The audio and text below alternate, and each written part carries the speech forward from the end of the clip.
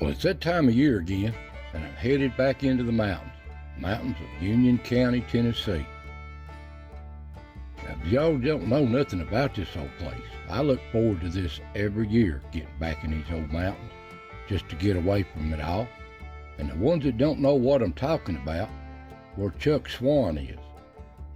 Well, here's a map of where Chuck Swan is, on North Lake, in between two rivers of Powell River, Clinch River, not far from North Dam. Beautiful place. It's a game reserve called Chuck Swan. Used to be called the Peninsula, but it's just called Chuck Swan nowadays on Sharp's Chapel. And it's a beautiful place. I love just to get back in here every year, just to relax and see and watch nature and do a little hunt. And this is a muzzleloader hunt, 2024. Beautiful country here. I've made many videos of this old place. But anyway, I'm heading up here just to relax and camp with my old hunting buddies and see what we could see. And I hope they do pretty good. But it's such a beautiful place to get into, and the weather's going to be pretty nice, and we are expecting a little bit of rain. Now here I pull into the campground. Now one of my buddies is already here, and I look forward to this every year. So I hope you relax and just unwind and enjoy this video of let me show you what I've been hunting.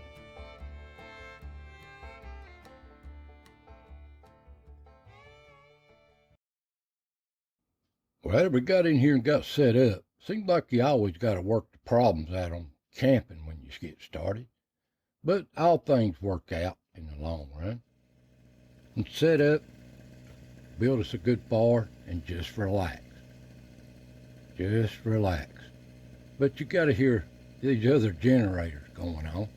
So much noise from everybody running a generator. But that's the way it is when you're camping in a campground. And we just relax. And some of my buddies come in and talk. They didn't want to be on camera. But anyway, that's the way it was. But it rained all night that night. As we went to bed, it rained up to halfway up on the day. Good rain. And I thank the Lord for it. But we sure need the rain here in East Tennessee. That's for sure. But anyway, just as the rain kind of eased out about lunchtime, we hit the road. We got to go do some scouting and set our tree stands up. And we get to the place we're hunting here. Looking north off the main forest road, they've logged all around it, clear cut and everything. But that ridge right there you're looking at, they hadn't touched it much. They left some big oaks in there. And up hunting found a place like this when we scouted. There's some buck scrapes, scrape line here, and some good rubs. Look like a good sized deer had been scraping here and been rubbing. So we set up around this thicket here. Found us a good place where they come out of these thickets, eat these acorns. And this is the kind of woods it is, off in the big woods. Now, them deer like them thickets. And they sure work their way out of it if the conditions is right. If not, they head deeper into them. But that's the way it is when you're hunting. And here's the big timber here on top of the knob. A lot of oaks. But the leaves is covered about all the acorns up, but there's still, you can see where they've been digging. Well, after that, I'm ready to do some exploring. Leave hunting alone, and I head deep back in here. Check some old places out. I like to explore our history. Now this place is 5 miles wide, 10 miles long. And there's many a road here you could ride all day long and not cover the same road. It's a vast country right here between the rivers on the peninsula. It's a vast place, and there's so much history hid in these ridges that's been covered up and forgotten. And I visited old Lost Creek Cemetery again, this historical landmark of our pioneers and patriots from long ago buried here. And they've done a good job cleaning it up since I've last been here.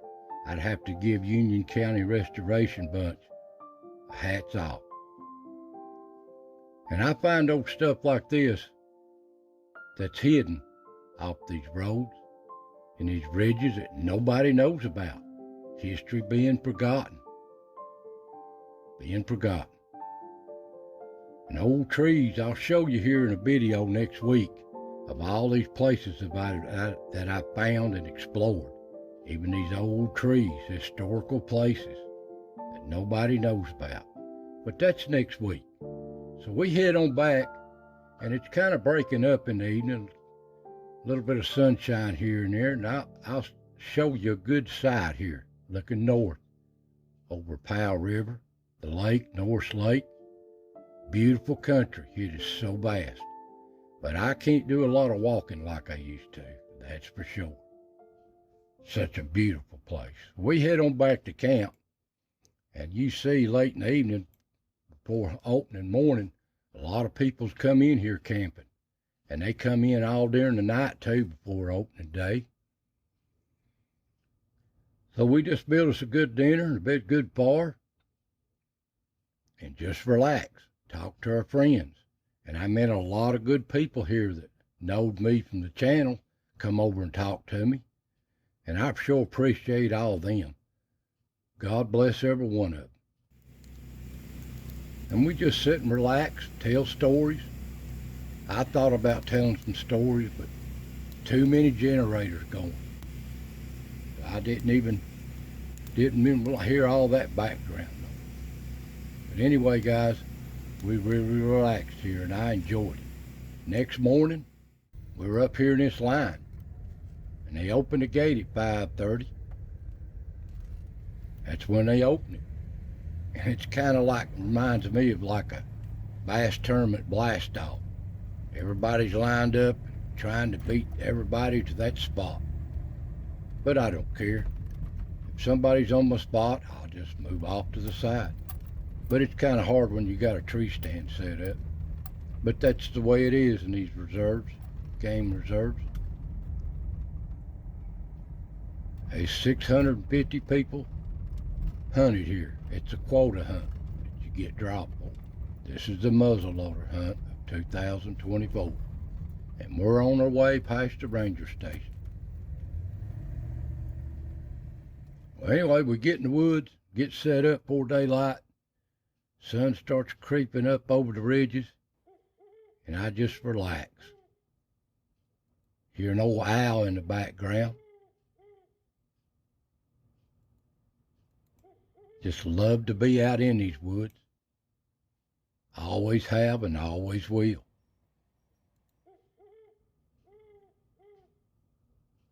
So peaceful. The light gets good up. I'm watching these thickets. Squirrels are barking here and there. And them squirrels, they'll usually give deer away when they're moving. Them squirrels will. They'll bark and you'll watch. But not every time. But a lot of times they do.